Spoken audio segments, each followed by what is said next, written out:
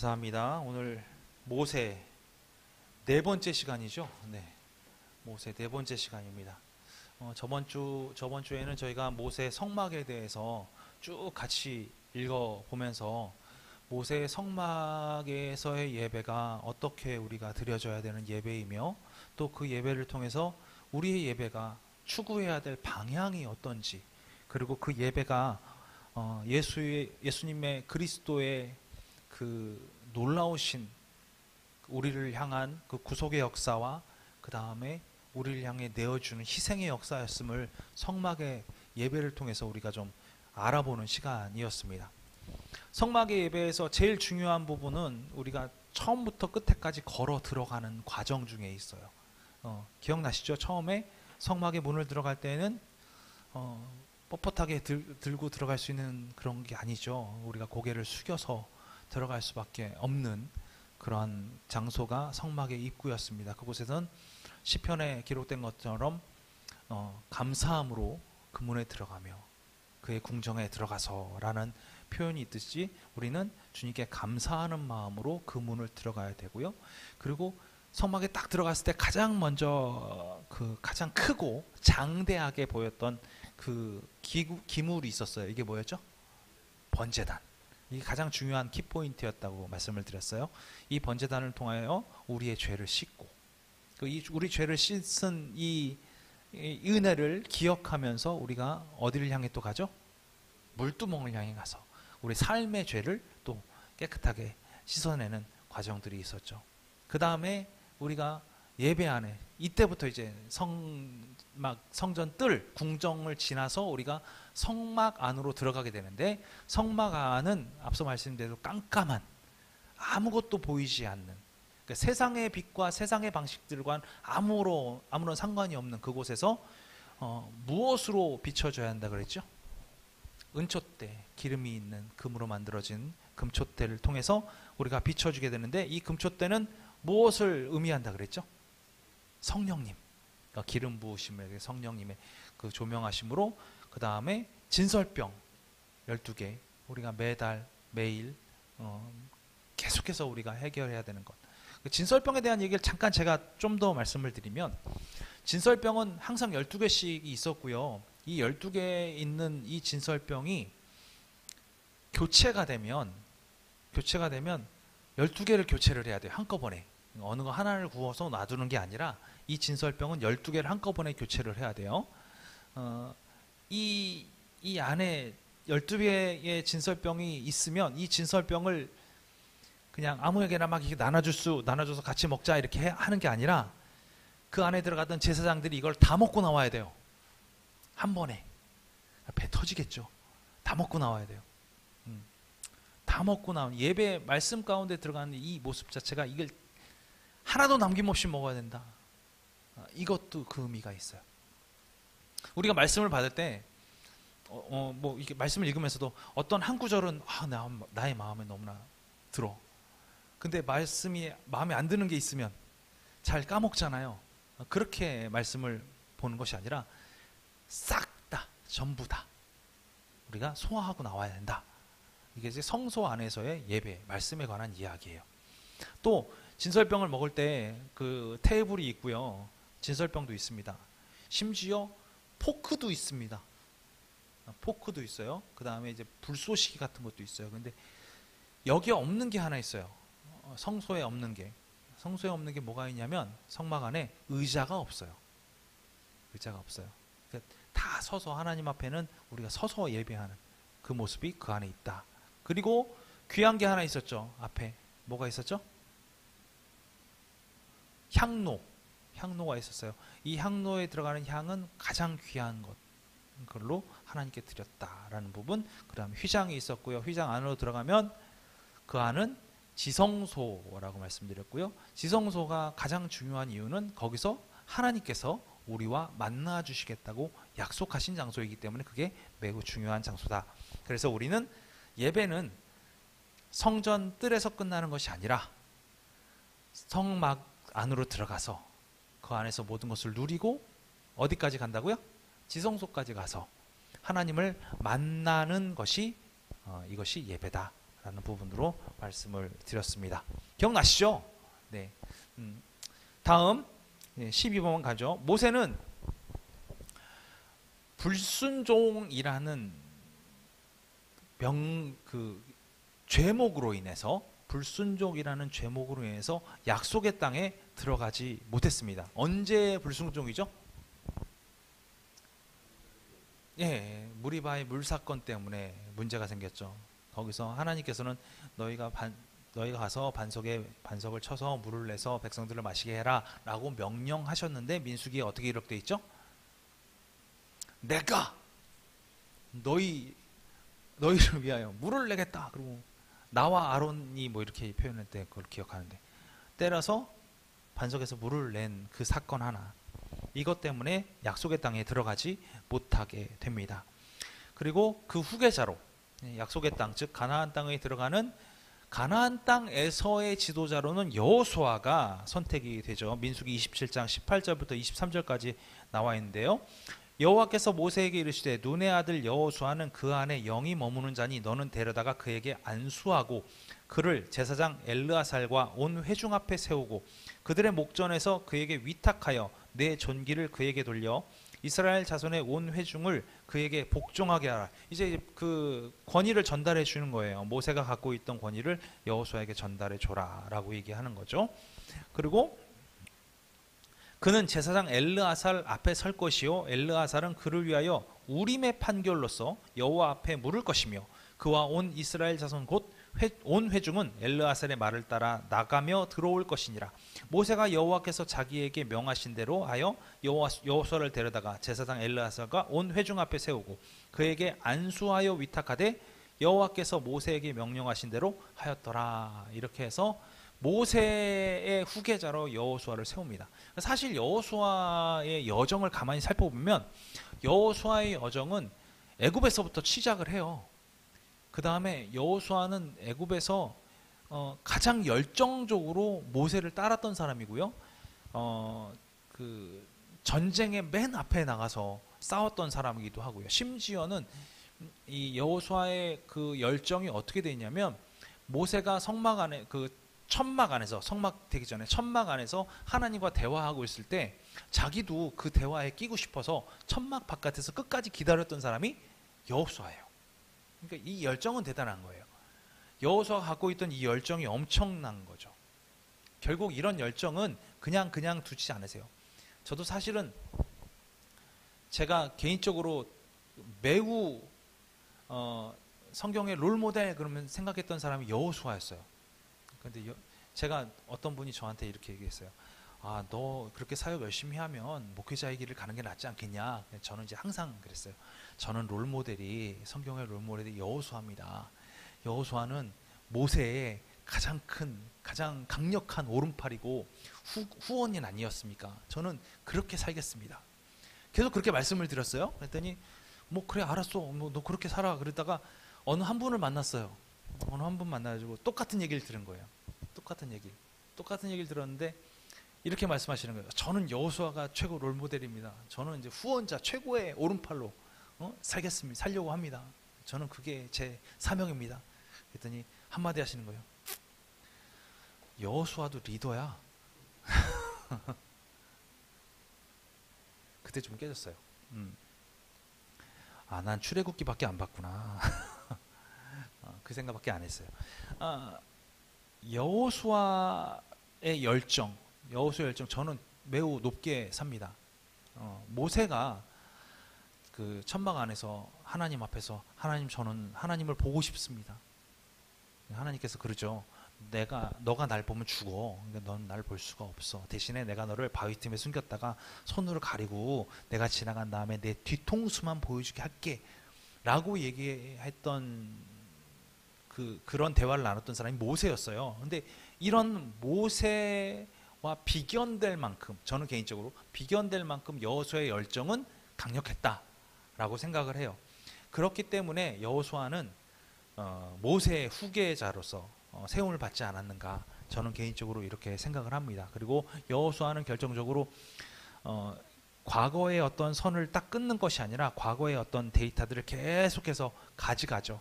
나중에 여호수아 편에 이 부분에 좀 상세하게 살필 텐데, 그래서 나와 내 집은 여호와만을 섬기겠다. 니네들 알아서 결정해라. 라고 얘기하는 그런 과정 중에서 나와 내 집이라고 결정적으로 확정적으로 얘기하는 이유는 모든 결정을 스스로에게 하게끔 만드는, 그러니까 그냥 우리가 믿는 신은 여호와 하나님이야. 자, 알겠지? 다 따라와. 이게 아니라 여호수아의 지도력은 나는 그래. 너희들은 결정해. 라고 스스로에게 넘겨주는 그런 방식을 채택하는 게 또 여호수아의 방식이었고요. 모세의 방식과는 좀 달랐었죠. 자, 아무튼 여호수아가 차기 후계자가 됐습니다. 그래서 하나님께서는 이 차기 후계자를 세워놓으신 이유를 모세가 요단강을 건너가지 못할 것을 이미 모세에게 알려주셨기 때문이죠. 그래서 신명기 31장 2절에 그들에게 이르되 이제 내 나이 120세라 내가 더 이상 출입하지 못하겠고 여호와께서 내게 이르시기를 너는 이 요단을 건너지 못하리라 하셨느니라 라고 얘기하고 있어요. 모세가 넘어갈 수 없는 상황을 잘 알고 있는 거예요. 이제 나는 못 들어간다. 근데 놀랍게도 성경은 뭐라고 얘기하냐면 모세의 눈이 어두워지지 않았다. 이렇게 표현하고 있어요. 그동안 눈이 어두웠던 대표적인 케이스가 있었잖아요. 눈이 어두워서 잘못했던 케이스가 있었잖아요. 누군지 기억나시나요? 이제 이삭 같은 경우 눈이 어두워서 판단할 때 어려움을 겪고 그런 경우도 있었는데, 모세는 그때에도 120세에도 눈이 어두워지지 않았다라고 성경은 얘기하고 있어요. 그러나 모세 스스로는 뭐라고 얘기하고 있냐면 나는 이제 출입하기 힘드니 나는 이제 여기서 멈추겠다라고 얘기하는 모습이 있는 거예요. 그리고 모세는 120세에 모압 땅에서 죽죠. 모압 골짜기에 장사됐습니다. 저는 여기에 사실 엄청나게 큰 의미를 좀 두는 부분이 있어요. 뭐냐면 그러나 장사된 곳이 어디인지 아무도 알지 못했다. 이거예요. 대부분의 사람들은 위대한 사람이라고 얘기하는 사람들, 명예를 존중하는 사람들은 자기가 죽으면 죽은 곳에 커다란 묘비를 세운다거나 어떤 무슨 돌을 비석을 세운다거나 이걸 통해 가지고 자신의 업적들을 자랑을 합니다. 심지어 그렇게까지 하는 사람들이 넘쳐나는 상황에서도 모세는 자신이 어디에 묻혀져 있는지조차 세상에 알리지 않았어요. 그걸 알리는 걸 아마 반대했을 거라고 저는 개인적으로 생각을 해요. 그만큼 자신의 업적이나 자신의 것이 아니라 이 모든 것은 하나님의 뜻이다라는 것을 몸소 자기가 장사되는 순간에도 보여준 사람이 모세가 아닌가. 저는 그래서 이 부분을 매우 중요하게 바라봅니다. 그것이 모세의 뜻이었던, 아니면 여호수아의 뜻이었던, 그를 따르던 사람들의 뜻이었던, 그건 알지 못하겠지만 저는 이 부분이 매우 우리의 삶이 그랬으면 좋겠어요. 우리의 삶이 정말 이름도 없이 빛도 없이 그렇게 주님의 일을 감당하다가 우리가 하나님의 부르심을 받을 수 있으면 얼마나 행복할까. 저는 이렇게 생각을 하거든요. 내가 무슨 엄청난 큰 비석과 엄청나게 되어 있는 이런 것보다는 오히려 모세와 같은 그런 삶을 사는 게 어떨까. 저는 이런 생각을 해봤습니다. 자, 신약 성경은 모세에 관해서 어떻게 얘기하고 있는가? 신약 성경에서는요, 일단 스데반 집사의 그 설교 가운데 모세에 대해서 매우 중요하게 표현되는 것이 40년 주기의 것들이에요. 그래서 사도행전 7장 23절하고 30절을 보면 23절에 나이가 40이 되매 그의 형제 이스라엘 자손을 돌볼 생각이 나더니 이렇게 했어요. 스데반 집사의 설교입니다. 이때 아시죠? 어떤 일이 벌어졌죠? 40이 되니까 애굽 사람들이 자신의 동족을 심하게 학대하는 걸 보고 어떻게 잘못해서 쳤는데 애굽 사람을 죽이는 일이 벌어졌잖아요. 그 일을 얘기하는 거예요.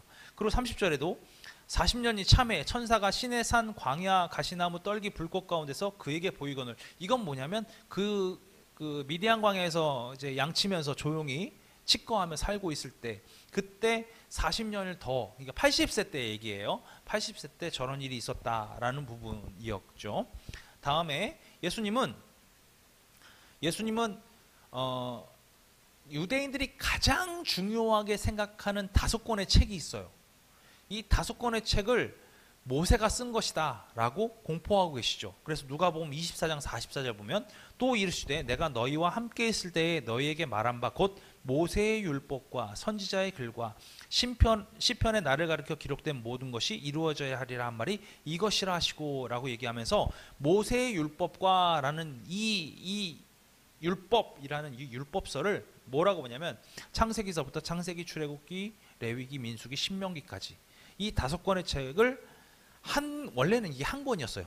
율법서 한 권이었는데 우리가 이제 잘라놓은 거죠. 이 잘라놓은 이 5권의 책을 모세 오경이라고 이제 표현을 하는데 모세가 쓴 5권의 책이다 라고 표현한 이것을 모세의 율법이라는 부분으로 모세가 기록한 책이다 라고 언급하고 있습니다.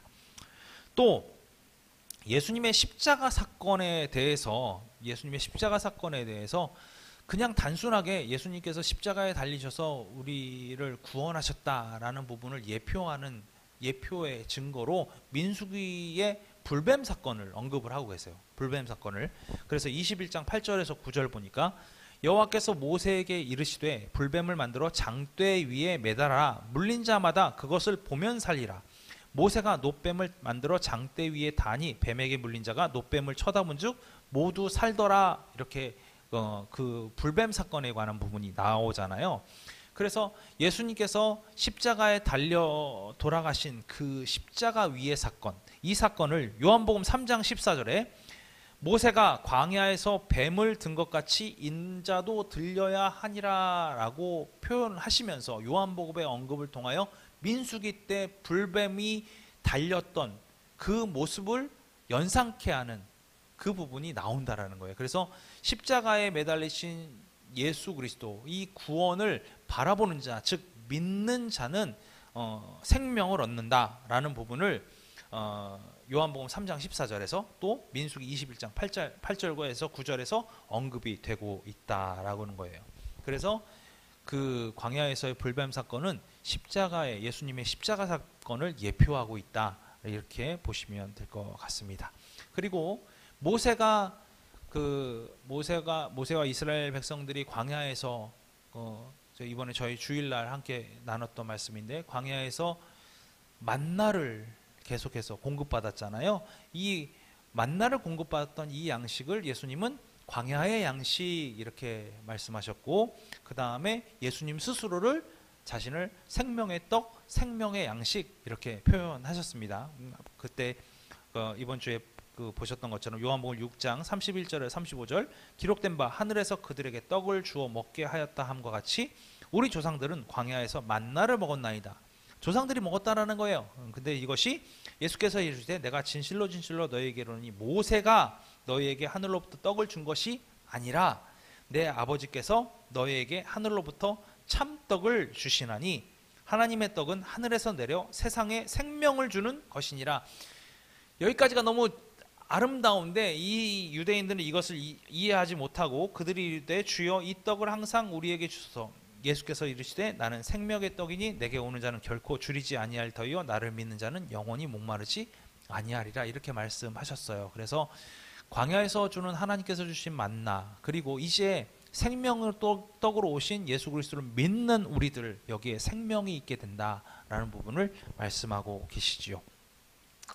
히브리서에서는 이런 그 표현들, 그러니까 쉽게 얘기해서 예수님과 우리와의 관계를 쭉 이렇게 많이 언급을 하시는데 제사장 직분에 관해서 많이 언급을 하세요. 그래서 히브리서에서는 예수님께서 대제사장으로 우리에게 오셨다, 이 부분을 가장 중요하게 표현을 하거든요. 그래서 우리를 대속해서, 대제사장이 하는 게 뭐예요? 대제사장이 하는 거? 그동안에 예배, 우리가 성막 예배 쭉 보셨잖아요. 매번 그렇게 예배하잖아요. 그런데 예배하는 그것으로 끝나는 게 아니라 마지막에 뭐가 있냐면 대속죄일에 목숨을 걸고 그 안에 지성소 안에 들어가서 거기서 피를 뿌리며 예배하는 사람이 누구냐면 대제사장이에요. 그래서 최종적으로 이렇게 뭐라고 얘기할까? 그동안 많은 것을 이제 죄를 사함받는 예배를 우리가 하나님께 드렸지만 최종적으로 이게 진짜 마지막 파이널 파이널 워십입니다. 파이널 서비스입니다 하고 드려지는 것이 이게 대속죄일에 드려지는 그의 피의 예배예요. 이 피의 예배를 드리기 위해서는 누군가 생명을 걸고 하나님과 대면해야 되고 그것에서 예배해야 하는 거예요. 그래서 대제사장의 역할이 매우 중요한데 히브리서 3장 1절에서 19절까지에서는 뭘 얘기하고 있냐면 예수님께서 이 대제사장이다 라고 얘기하는 거예요. 그래서 3장 1절에 그러므로 함께 하늘의 부르심을 받은 거룩한 형제들아 우리가 믿는 도리의 사도시며 대제사장이신 예수를 깊이 생각하라 이렇게 얘기하고 있는 거예요. 그러니까 우리의 죄를 대속해서 사해 주시기 위해서 생명을 거신 분이 누구시다?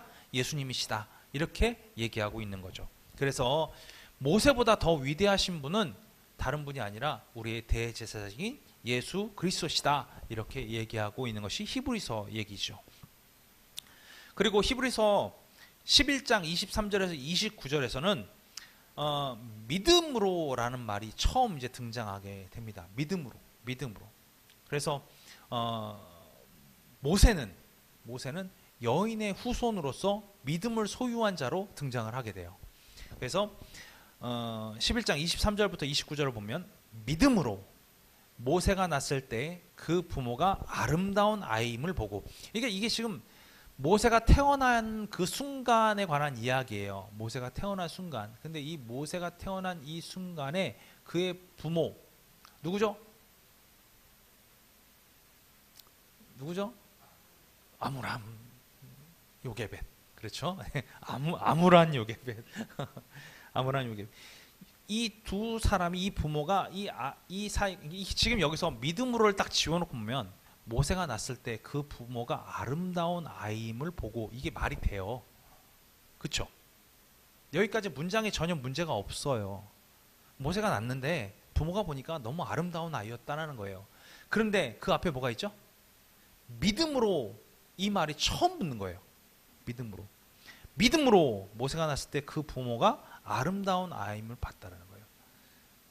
이 아름다운 외모 하나만 본 것이 아니라 이 믿음은 어떤 게 있냐면 이 모세가 무언가 하나님으로부터 놀라운 사명을 감당할 사람이라는 의미를 갖고 있는 거예요.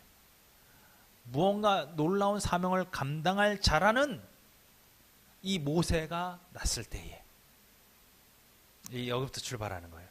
모세가 낳았을 때. 그래서 그 부모가 아름다운 아이임을 보고 석 달 동안 숨겼는데 왕의 명령 따위는 무서워하지 않았다. 왜? 이 모세는 믿음으로 사명을 감당할 만한 자였다라고 믿었기 때문에 부모는 두려워하지 않았다. 이 얘기하는 거예요. 그래서 믿음으로 모세는 장성하여 바로의 공주의 아들이라 칭함받기를 거절하고 도리어 하나님의 백성과 함께 고난받기를 잠시 죄악의 낙을 누리는 것보다 더 좋아하고 그리스도를 위하여 받는 수모를 애굽의 모든 보화보다 더 큰 재물로 여겼으니 이는 상주심을 바라봄이라. 이렇게 돼 있죠. 그리고 또 나옵니다. 믿음으로 애굽을 떠나 왕의 노함을 무서워하지 아니하고 곧 보이지 아니하는 자를 보는 것 같이 하여 참았다. 여기서 보이지 않은 자를 보는 것 같이 하여 라는 얘기는 결국에는 예수 그리스도를 바라보는 사람이었다라는 거예요. 이 모세가 갖고 있는 이 믿음이. 그래서 믿음으로 유월절과 피 뿌리는 예식을 정하였으니 이는 장자를 멸하는 자로 그들을 건드리지 않게 하려 한 것이며 믿음으로 그들은 홍해를 육지같이 건넜으나 애굽 사람들은 이것을 시험하다 빠져 죽었습니다. 이 믿음을 시험하다 빠져 죽었다라는 얘기예요. 그들도 할 수 있다라고 뭔가 여겼던 거죠. 이 믿음이 이렇게 소중하고 중요한 장면인데 모세에 관해서 계속해서 이 믿음으로라는 말을 통하여서 모세가 그의 삶 가운데 하나님을 의지하는 모습이 강력했었다라는 부분을 계속해서 히브리서는 우리에게 알려주고 있는 겁니다. 여러분, 저와 여러분이 믿음으로 살아내시는 그런 놀라운 삶의 예배자가 되길 간절히 축원합니다. 네, 우리 안에 이게 중요해요. 믿음으로 보이지 않는 자를 보는 자같이 본다. 이게 아름다운 거예요. 지금 우리가 예수 그리스도를 바라보지 못합니다. 지금 우리와 함께 계시는 성령님을 바라보지 못합니다. 그러나 우리는 알고 있죠. 주님께서 나와 함께 하신다는 걸. 또 알고 있죠. 성령님께서 나를 온전하고 아름다운 길로 인도하고 계시다는 걸 알고 있잖아요. 믿음만이 이것을 인지하고 가는 거예요. 믿음만이 안 보이는 것을 보는 것처럼 가는 거예요. 우리의 믿음은 다른 것에 사용되는 것이 아니라 이런 곳에 사용되어지는 거예요. 그래서 우리와 함께 하시는 주님, 우리와 함께 하시는 성령님, 이분과 함께 동행하는 삶을 살아내려고 노력하는 것, 이것이 오늘 모세를 통해서 우리에게 주어지는 강력한 메시지 중에 하나입니다. 자, 6번. 모세를 통해서 배울 수 있는 교훈은 무엇입니까? 하나님은 모든 세대에서 하나님 백성의 지도자들이 되어야 할 자들을 택하여 세우십니다. 언제나 세우십니다. 이게 꼭 젊은 사람, 힘 있는 사람, 능력 있는 사람, 그리고 하나님의 뜻 가운데 세워진 사람, 뭔가 믿음이 엄청나게 좋을 것 같은 사람, 아니면 어떤 종교 지도자, 아니면 돈이 많은 사람, 이런 사람이 아니라 모세는 몇 세 때 부름 받았죠? 80세 때 부름 받았습니다. 80세 되신 분 안 계시죠? 네, 아직 기회는 있습니다. 네, 부름 받을 수 있어요. 언제나 택하신다는 거예요. 사실 모세의 일생으로 보면은요, 그의 삶은 죽음에 이를 수밖에 없는 일생으로 시작하잖아요. 그렇죠? 근데 그가 어떻게 됩니까? 방주를 통해서, 그 요람이, 제가 방주라고 한번 말씀드렸어요. 방주를 통해서 공주의 품 안에서, 그 안에서 잘 자랄 수 있게 되잖아요. 생명의 삶을 얻게 되죠. 그리고 그 생명의 삶을 그 안에서 누리게 함으로 말미암아 그가 80세까지 미디안 광야에 있었다가 다시 하나님의 부름을 받고 다시 애굽으로 들어왔지만, 그냥 노예의 삶으로 있었던 모세였으면 당시에 바로를 만나는 것 자체가 불가능했겠지만, 그의 익숙함, 어떤 그런 모습들, 왕궁에 들어갈 수 있는 어떤 당당함, 지도자로서 당당함, 이런 것들을 갖추게끔 하는 40년이 있었다라는 거예요. 그 40년이 어떻게 됩니까? 결국에는 바로 왕을 만날 수 있고 얘기할 수 있고 전할 수 있는 기회가 된다는 거예요. 그게 놀라웠다는 거죠. 하나님께서 끊임없이 역사하시는 거예요. 2번, 하나님은 그분의 뜻과 인내를 가르치시기 위하여 우리를 사막에 두실 때가 있다. 힘드십니까? 어려우십니까? 우리가 광야에 있는 것 같은 때가 있습니다. 근데 어찌 보면은요, 이 이스라엘과 모세의 광야 생활을 가만히 살펴보면 사실 이 광야 생활 안 할 수도 있었어요. 언제 그런 일이 있었죠? 기억나세요? 정탐하러 갔었어요. 처음에 정탐하러 갔어요. 가나안 땅 정탐하러 들어갔어요. 12지파의 지도자들이 가가지고 정탐하고 왔어요. 그랬더니 어떤 일이 벌어집니까? 10지파 사람들이 말도 안 돼요. 우리는 메뚜기 떼와 같아요. 말도 안 되는, 적이랑 전쟁에서 도저히 이길 수 없어요. 불가능합니다. 근데 여호수아하고 갈렙, 이 두 사람만 뭐라 그러냐면, 하나님께서 우리에게 주셨습니다. 저거는 우리의 밥입니다. 들어가면 무조건 이깁니다. 이 얘기했던 사람 두 사람밖에 없잖아요. 그래서 어떤 일이 벌어졌냐? 여호수아와 갈렙을 제외한 나머지 모든 사람들은 사막에서 노예 세대는 다 죽고 광야의 세대가 하나님께 매달려야만 살 수 있음을 아는 광야의 세대가 가나안 땅에 들어가잖아요. 즉 애굽에서 살고 있던 노예의 세대, 나는 사람에게 의지하고 그 어떤 사람의 어떤 그런 힘과 능력을 의지하고 돈과 권력을 의지하고 그거 아니면 우리는 살 수 없다라고 여겼던 그 광야의 애굽의 세대들은 다 광야에서 죽고, 하나님께만 의지하고 하나님께만 매달리면 우린 살 수 있다고 여기는 광야의 세대는 가나안 땅에 들어가서 승리할 수 있었다는 거죠. 즉 우리가 죽여야 할 게 있어요. 하나님께서 우리를 광야에 두실 때는 우리가 죽어야 할 게 있다는 걸 아셔야 한다는 거예요. 그게 중요한 키포인트예요. 하나님께서 왜 나를 여기다 두시지? 라고 생각할 게 아니라 우리가 하나님을 의지하지 못하고 세상에서만 살고 있어야 되는 우리의 방식과 우리의 방법들이 죽어야만 하나님을 의지할 수 있는 우리들의 마음이 돼야만 우리는 비로소 사막을 벗어나 광야를 벗어나 하나님이 원하시는 그 땅에 들어갈 수 있게 된다는 거예요. 그래서 하나님의 뜻이 무엇인지, 그 다음에 우리 안에 인내를 가르치시기 위해 우리는 사막에 머무를 때가 있습니다. 내가 죽여야 할 것들을 찾는 것, 이것이 사막에서 벗어날 수 있는 유일한 방법이 될 수 있다는 거죠. 세 번째, 하나님은 우리를 부르셔서 크고 작은 일에 대한 봉사의 직무를 맡기십니다. 네,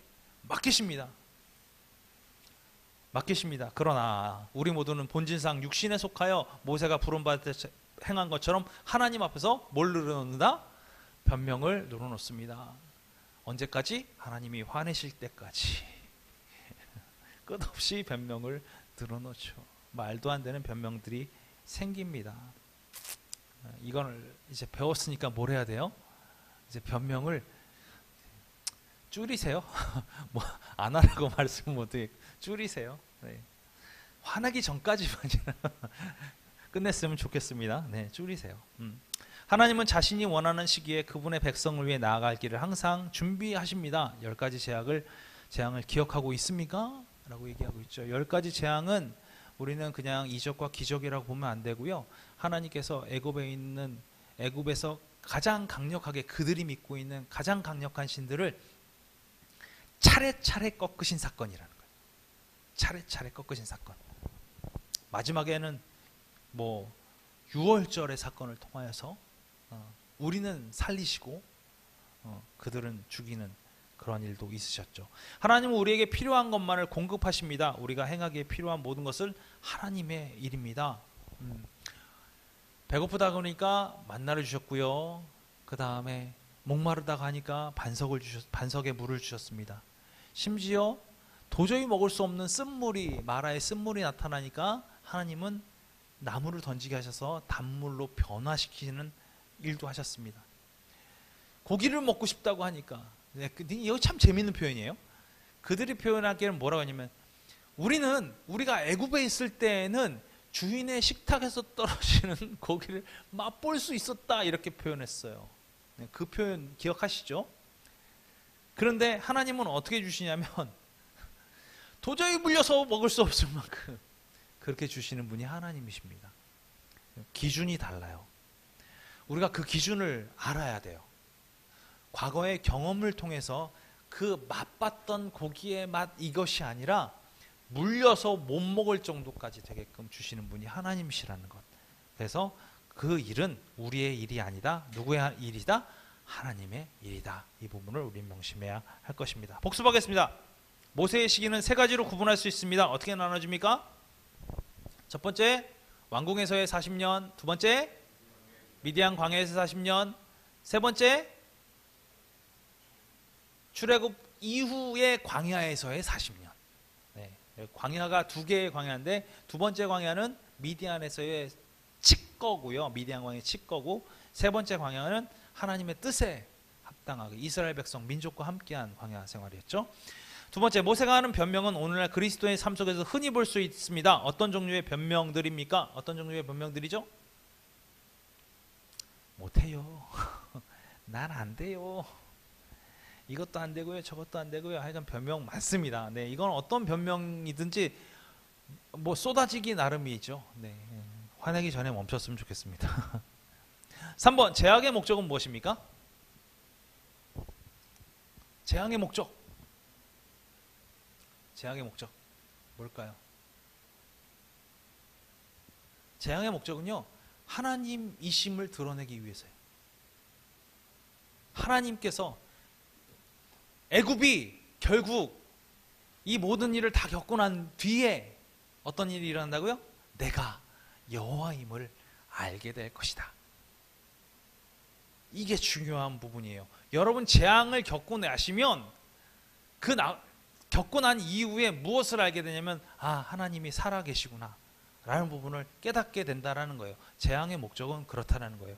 재앙은 우리를 멸망시키기 위해서 하나님께서 주시는 건 없습니다. 어떠한 사람이라도 하나님이 하나님이신 걸 알게 하기 위해서 우리에게 재앙을 허락하신다는 거죠. 하나님은 그분의 백성을 위해 피할 길을 예비하셨습니다. 그것을 무엇이라고 부릅니까? 무엇이라고 부릅니까? 피할 길. 피할 길.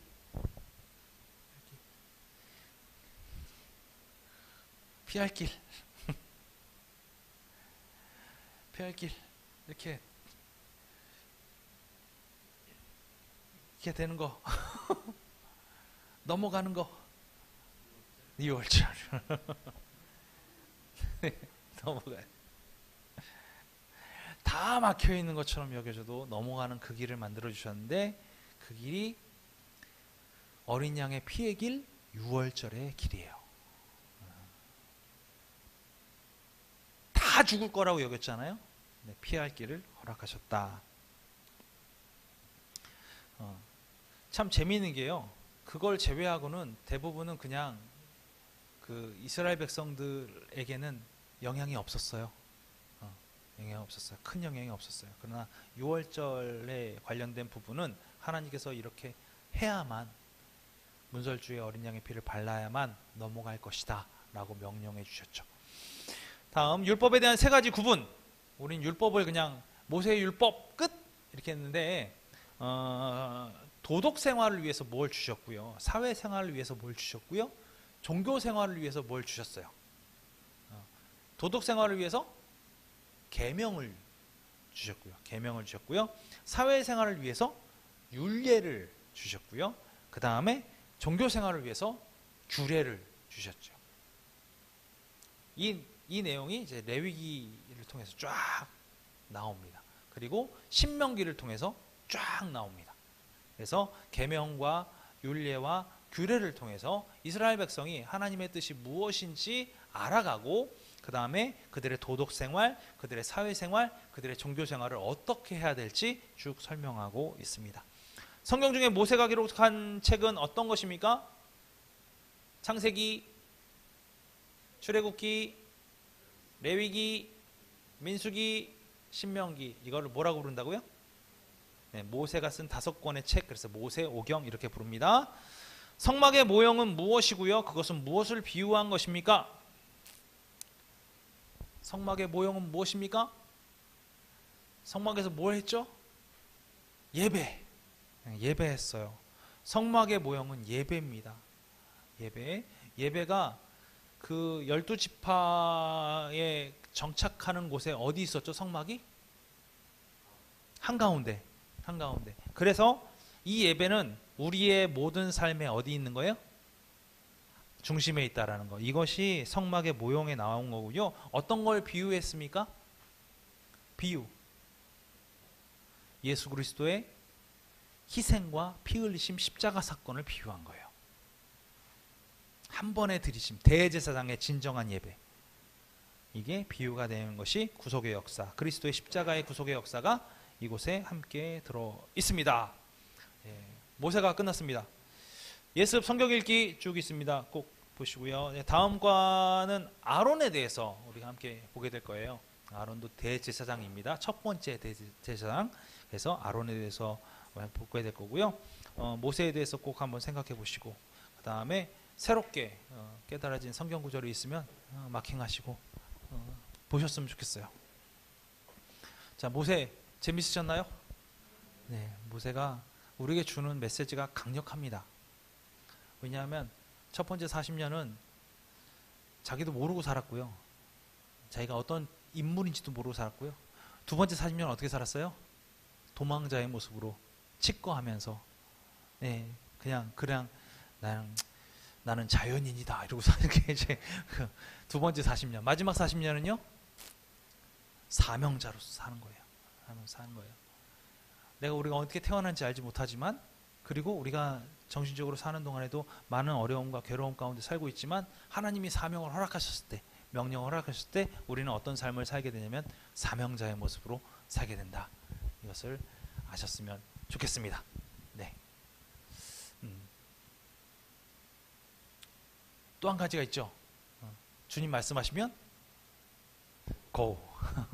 그거 기억하시면 좋을 것 같아요. 하나님 말씀하시면 우리는 변명하지 말고 앞으로 달려나갔으면 좋겠습니다. 기도하겠습니다. 주님 감사합니다. 오늘도 우리에게 귀한 말씀 허락해 주셔서 감사합니다. 주님, 모세가 하나님의 뜻에 합당한 사람이 아니라고 스스로 여겼었지만 그럼에도 불구하고 하나님께서는 그 모세를 사용하셔서 처음부터 믿음으로 달려나가게 하셨고 그 믿음으로 광야를 이겨내게 하셨고 또한 하나님의 뜻과 생각이 어떤 것이 있는지 이스라엘 백성에게 가르쳐 알게 하신 줄로 믿습니다.